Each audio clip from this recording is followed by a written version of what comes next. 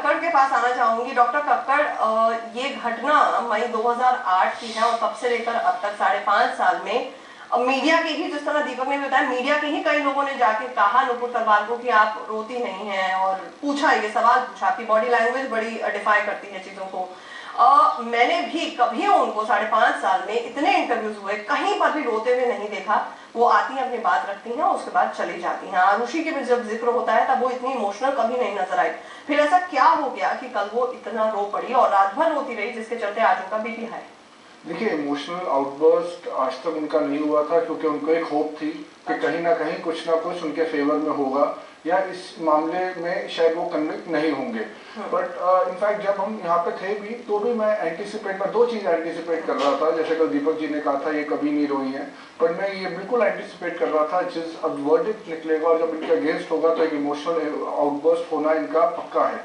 और मैं यहाँ पे एक और चीज़ भी कहना चाहता हूँ, जबकि मैं थोड़ा फ्यूचर की बात कर रहा हूँ, मैं फिर इमोशनल साइड पे आऊँगा, कि मेरा ऐसा मानना है ये बहुत अभी रिकनसाइल अपने आप को कुछ टाइम में कर लेंगे, और इस टाइम इनको अपने हस्बैंड की सबसे ज़्यादा ज़रूरत है, और ये सुप्रीम कोर्ट तक जाएंगे।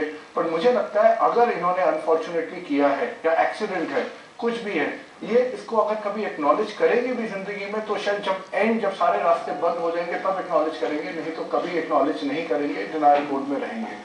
तो फिलहाल मेरे हिसाब से इनको वहां पे कोई काउंसलर तो नहीं अभी, बट इनको कम से कम इनके हस्बैंड के साथ इनको रखने की जरूरत है। इमोशनल काउंटेनेंस की बहुत जरूरत है। वो अलग अलग बैरक्स में रात भर रुके हैं, मुझे मालूम है। तभी मेरा हिसाब से कि नहीं तो देखिए, ये बच्चे का, अपने बच्चे का कत्ल का है, एक्यूज का है, और अगर हम इसको ऑनर किलिंग ना मान के अगर हम इसको एक्सीडेंटल डेथ बाय पेरेंट्स भी मानते हैं, तो उसके अंदर आप देखिए पेरेंट का एक जो रेस था हेमराज की तरफ, और उसमें शायद जो मर्जी हुआ हो, पर अभी देखिए एक पेरेंट के लिए इमोशनली पूरे वर्ल्ड को ऐसा ये मैसेज जाना कि एक पेरेंट ने ये किया है, जिस बच्चे को वो इतना प्यार करते रहे हैं, तो ये उनके लिए बहुत बड़ी बात है कि पूरे वर्ल्ड के अंदर अब ये चीज सरफेस हो गई और लोग ये मानना शुरू कर दिया है, और ये अपने आप को उस चीज से रिकंसाइल अभी नहीं कर पा रहे हैं, और इनको थोड़ा टाइम लगेगा। बिल्कुल।